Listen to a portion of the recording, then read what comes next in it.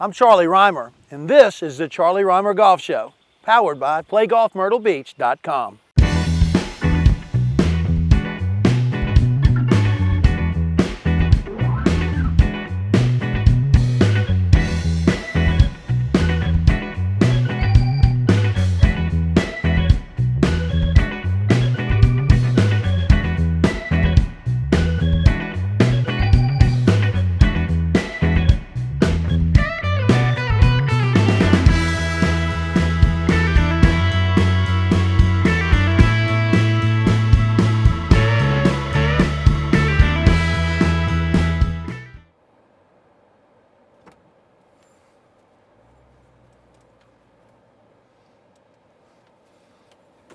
That's the way I roll.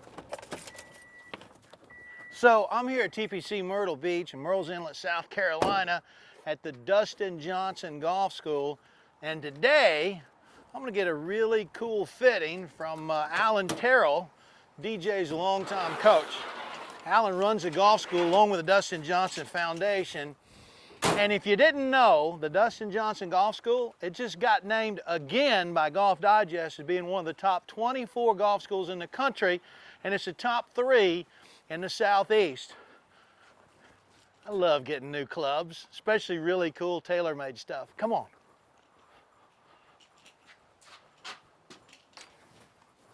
Hey, Alan, good to see you, buddy. We got to do the air touch. I'm gonna tell you what, I'm happy to see you.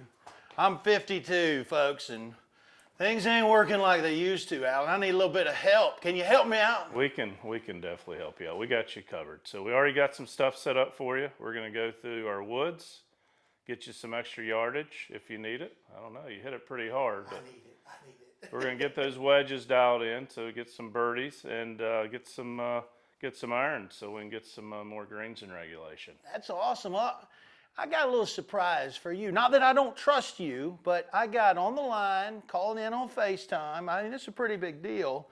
Tomo Bystedt. He's a director of product creation for TaylorMade. So he might be able to help a little bit too. Oh, man, I can need all the support you can give me, so I appreciate Tomo's a great resource.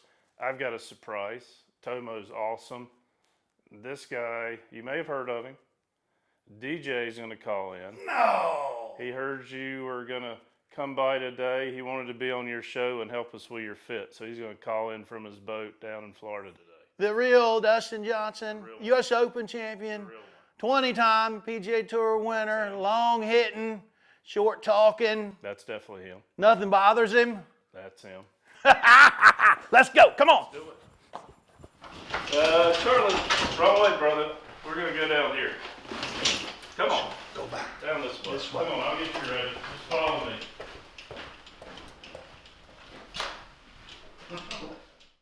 All right, so we're back with a man that's got probably the coolest job on the planet, even more cool than what me and you do. Tomo Bystedt, he's in charge of all the great stuff that rolls out the doors at TaylorMade. He's been with TaylorMade 14 years. And Tomo, in our last show, we talked irons. I'm confident that I've got a set of irons I'm absolutely going to love. And this show, we're going to talk wedges.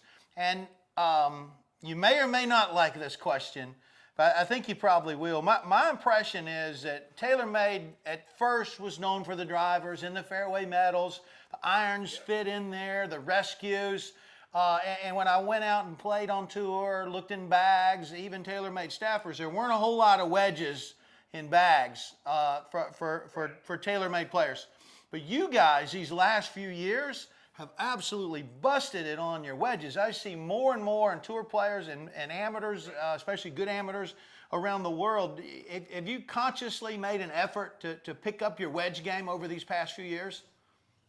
You know, Charlie, 100%. And you're spot on. Our usage has gone up tremendously on tour in the last 3 or 4 years, as it has at retail as well. We're selling a lot more wedges now. And honestly, for that, we have a guy called Billy Price who heads up our wedge and putter team, who has done an incredible job to make that all happen. And honestly, it's been a dedication for the company. There's been a renewed focus. I think after we launched sort of M1, M2, we felt like, hey, we're back into the TaylorMade stride and really, killing it in our core categories. We felt like, hey, we need to show more love to wedges and putters. And I think it's really paid dividends. last couple of years. We've had tremendous success, obviously, with all our tour, well, winning tournaments, number one in the world, and so forth. So it's been a great ride for the last few years in the wedges. Well, I'm going to be trying to help Charlie fitting, and obviously gapping is a huge part of wedges and which wedge you choose. And we get a lot here at the golf school the question about, let's say with a set of 790s, that's a pitch and wedge 45. So you're going to have a pretty good gap between a P wedge and your S wedge. So that gap wedge is pretty huge for that 790 set. But what if they like to play more of a traditional wedge, 50 versus the A wedge, which is 50 in the 790? What distance difference would they may see, and why is that? Well, there's a couple of things there. I think, first of all, the set wedge in the 790s is a hollow iron. It's a thinner face iron. It's going to have a little bit more speed than your typical wedge, gap wedge club. So it's not a massive distance difference. I would say it's going to be in that maybe 3 to 4 yard range, loft for loft. So it's notable for people who are, if you're on TrackMan or if you're really good with your yardage, you're going to notice a little bit of difference there. So there's a couple ways you can go. The one thing that I see a lot of people doing is they could go a little stronger on. First of all, one option is just be okay with a slightly bigger gap. If it's 3 to 4 yards more bigger gap, some people are fine with that. If you don't want that bigger gap and you want your gaps to be really consistent, what you could do is you could actually weaken your pitching wedge a little bit, and also maybe go from a 50 to 49 or something like that in your other wedge. So there's a couple of different options there in terms of loft to get you back to the gapping that you need. Yeah, I don't like those gaps. I like 45, 50, 55, 60, and that just makes sense to me.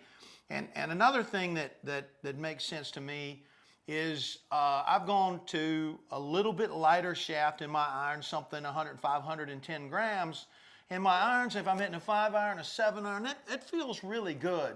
But when I get in a bunker, or I've got and every now and then I do hit it in the rough around the green, quite frequently actually, ball's sitting down a little bit, I don't like the feel of that lighter shaft. I like to go something that's 125 or 130 grams, and I like it to be softer shaft than maybe what I've got in the rest of my irons. Is that something that you see a lot of players going to? Definitely, and I would say traditionally that has been the go-to approach for a lot of better players. They either go heavy shaft across the set, or they go a little heavier than their iron set into their wedges. For sure, that's a common thing. I think it's a feel thing. A lot of people feel like they have a little bit more feel. They also go to typically a heavier swing weight too in the wedges, which it's kind of built into the head design already. So if you just order them stock, they're going to come at slightly heavier swing weights than your irons. As for the flex thing, the way that I like to approach it is a little bit of try to make a determination of each club of how often you hit that as a full shot versus like an around the green or a half shot. Because I do think a lot of people, if they match all their wedges to a softer, maybe heavier shaft, but then you end up using your gap wedge 95% of the time as a full shot, that doesn't necessarily work out either. So you got to figure out, especially with that gap wedge, that can be a tricky club. I mean, I know for myself, I hit gap wedge almost never around the green, and I use it all the time for full shots from that 120-yard range. And so I want something that really matches well with my irons on that in terms of the feel and the weight of the shaft. Yeah, it is a tricky thing, and that's why I'm with an expert here, and Alan Terrell with TrackMan set up behind us, and it's something we're going to dial in. And Tomo, before we let you go, I want to ask you a little bit. I love the high toe wedge, and I grew up playing a ping I2 lob wedge, and it just has that similar sort of shape to it, but I love the idea that the grooves are out on the toe, because around the green you get out on the toe a lot, and that's sort of self-explanatory to me where the grooving is and all that. But what I want to ask you about is this cool looking material that I see in these wedges. Is that copper, beryllium? What is that material that's in these wedges, and what effect does it have on the feel of the shot? Well, so it's an interesting thing. So those heads are still carbon steel, the 8620 carbon steel, so they're not any weird copper material.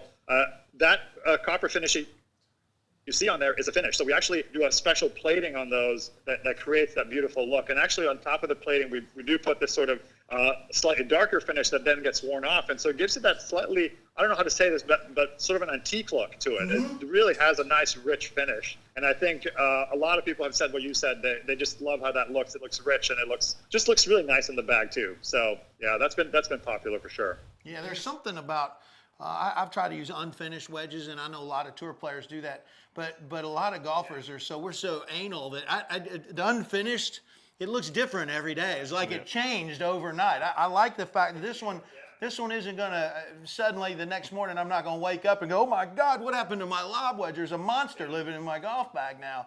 I know that finish is a lot more stable. Alan, you got anything else for our genius here? So one last question. I know with the more lofted clubs, the grooves run the full length of the face. And from my understanding, that was for more deeper rough shots, premise. And why would that not be for maybe the 54s and so forth? Yeah, great question. So one of the things that we looked at with the high toe was, and honestly, here's another interesting tidbit is DJ was really fundamental in creating the high toe for us. We worked with him a lot because, the reason really the grooves go all the way across is for the open face shots.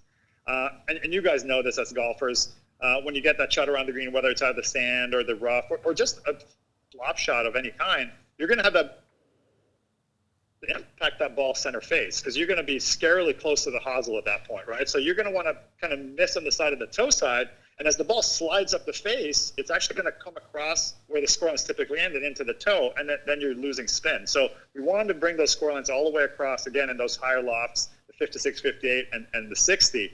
Now, the reason we don't have it in the shorter irons is because you don't really hit open face shots with a 52-degree wedge.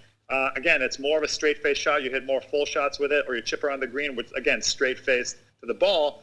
And one of the things that can happen if you have score lines all the way across in those lofts is you have a slightly skewed perception of where the center face is. The way the score lines are typically a indication of sort of where you need to aim on the face to get the best contact. And we didn't want to give that up on those straight face type shots. And that's why there's a different thing there. Well, Tomo, thanks for helping me dial in my wedges. Again, this is my show, so we're dialing me in, not Alan. But you mentioned that DJ helped in the design of this high toe wedge. We're going to check in with him next on that. And Tomo, next show, if you don't mind doing another show with us, we're going to talk driver and fairway metal. Perfect. Awesome. Great. Looking forward to it. Appreciate it, Tomo. All right, back with Dustin Johnson. I'm getting a wedge fitting. And I'm such a big deal around here. My man Alan Terrell, he just gets Dustin Johnson on the FaceTime to help me with my wedge fitting. They call me the big timer, DJ. Did you know that? I did not. Well, you learn something new every day. And I'm hoping to learn something from you. Tomo Bystedt from TaylorMade was just on, and he was telling me that you had a lot of input on the high toe TaylorMade wedge. Tell me about that a little bit. Well, especially once they changed the grooves a while ago, obviously the ball started not spinning quite as much and, launching a lot higher. So, the kind of the technology behind it is to get the ball to launch a little bit lower and create a little bit more spin.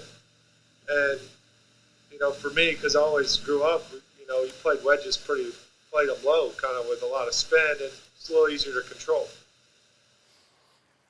Yeah, so even DJ, he has a 64. If he hits his 64 around the green, just by the way that high toe's made, he can hit it lower than a 60, actually mill grind. Spin the britches off of it. That's what we used to call it up in Fort Mill, South Carolina.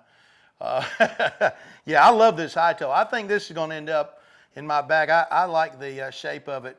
The thing that I find challenging about going through a fitting is when you start dealing with the gaps and the wedges. And I've always been a 45-50, 55-60 in terms of the gapping on my wedges because it just made sense to have them 5 degrees apart.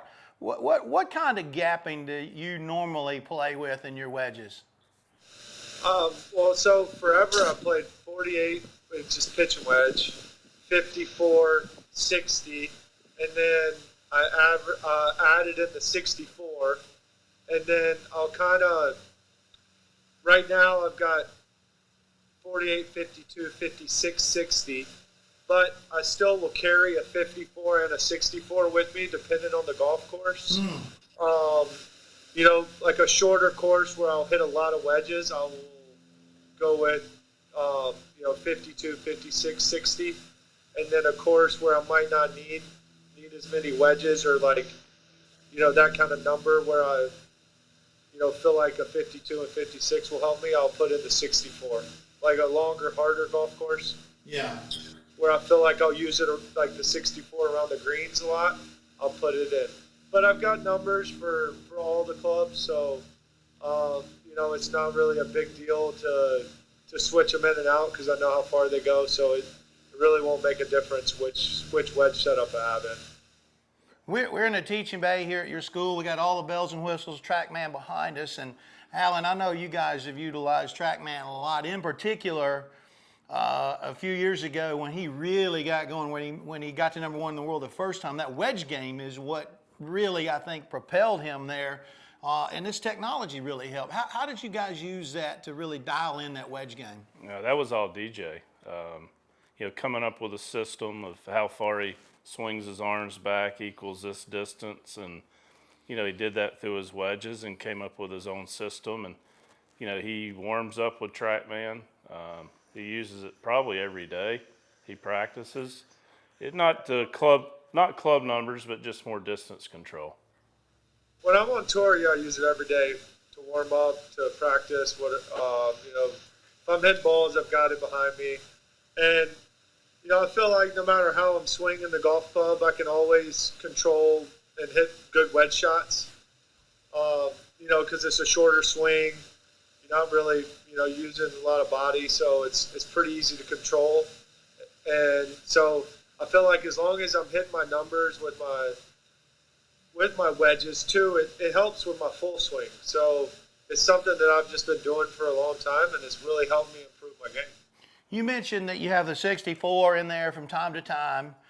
I've tried to hit a 64, and I've played a lot of golf in my life, and it don't work for me. I know it helps you a lot, and I've loved watching you hit it, but for the average golfer out there, is trying a 64 maybe something you'd recommend? Probably not. I mean, it's not for everybody. To try it, absolutely. It might fit your game, it might not. For me, I use it strictly around the greens. Very rarely will you ever see me, actually never will you see me hit it full. And, you know, if I do get in a situation where, you know, I've got a front flag, maybe 40, 50-yard shot, I would pitch with it. But that's about it. Mostly I use it to chip and bunker shots. Well, DJ, we appreciate you running us through your bag as it pertains to wedges. We got one more show coming up. We're going to talk the really fun stuff. Driver, will you stick with us for one more show? I think so. I'm going to take that as a yes. We'll be right back. Thank you. All right, Alan, we've learned a lot about wedges today, and in particular, I like hearing DJ talk about all the wedges that he has. Now he uses TrackMan to sort of dial everything in. I don't have quite that much time being a working man and all, but I do get excited about wedge play, and I think the first thing that we got to talk about, and it's really confusing to me a lot of times, is gapping. So with the P790 irons, what do you think on gapping? What should I be looking at in terms of lofts with my wedges? Well, we know that you like the 790 iron. We decided you like the A wedge. It's called a gap wedge, approach wedge. Everyone calls it something different. That's about 50 degrees. Mm-hmm. The thing is, with the technology of the 790 and the thin face, that 50 is going to go a little bit further than the traditional 50 wedge. Okay. So the gapping there is very, very important for us. So instead of changing things around, it's better to maybe have a little bit of a stronger 54. Instead of 56, we'll go 54. Yeah. Even though it sounds like it's only 4 degrees, the technology's a little different, so I think we'll hit our gaps pretty good. Yeah, and these grooves, the ball's going to spin a little bit more, so that's going to restrict the distance a little. So now when I look at my set, I'm looking at a 40-degree 9-iron, a 45-degree pitching wedge, a 50-degree A wedge. I can do the math on that. That's Right. 5 degrees. And rather than going 55 or 56 to the next wedge, you're saying 54, and that sort of should keep me in the ballpark. Yeah, and I know it doesn't sound like perfect gap, but the technology and everything, it's not going to be in the number-wise perfect on the club, but on the yardage, that's what we're looking for. And the next thing that I want to talk to you about is I've gone to the lighter weight steel, 105 grams.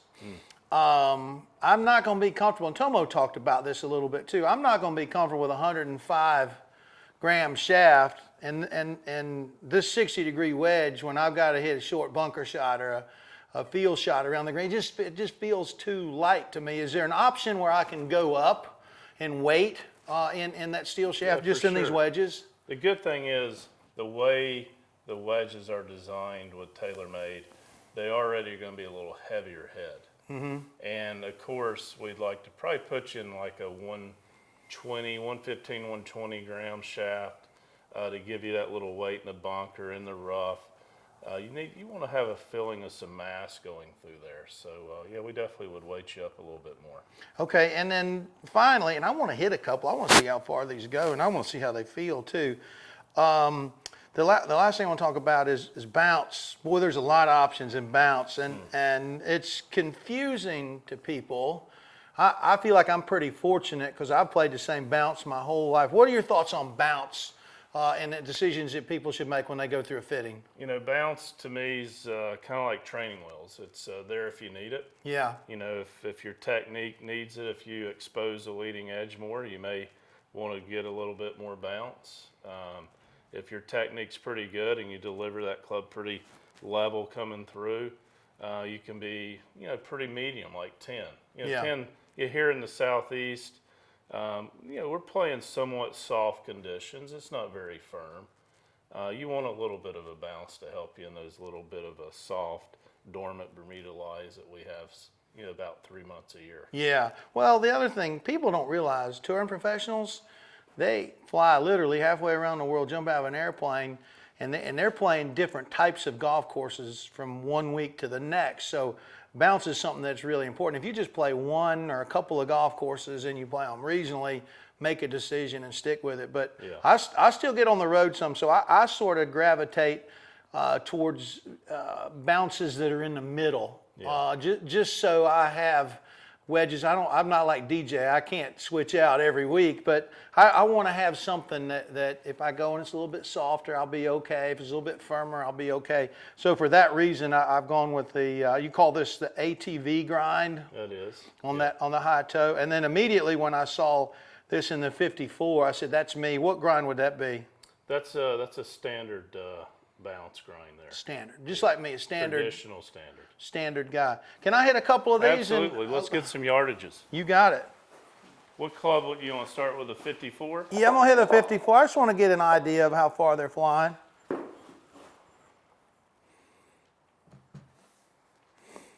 I'm a little like what DJ said. I never really like hitting wedges really hard.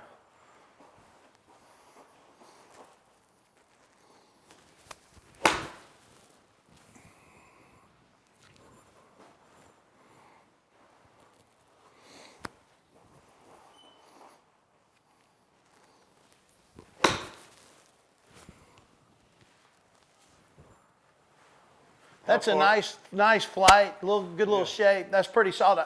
I'm guessing that's right at 100 yards with a 54. Yeah, it's around 95. We got a little bit of wind in us. Yeah. But the good thing about the high toe, where they have put the CG, it helps bring the launch down. So Okay. they move the CG a little higher, and that helps us bring the launch down a little bit lower. I tell you, that's one thing I've always noticed with good wedge players. They don't just blast it straight up in the air. Wedge players hit the ball as low as they can because you get a little bit better feel. Let me hit just one of these with a 60. I want to see what that feels like.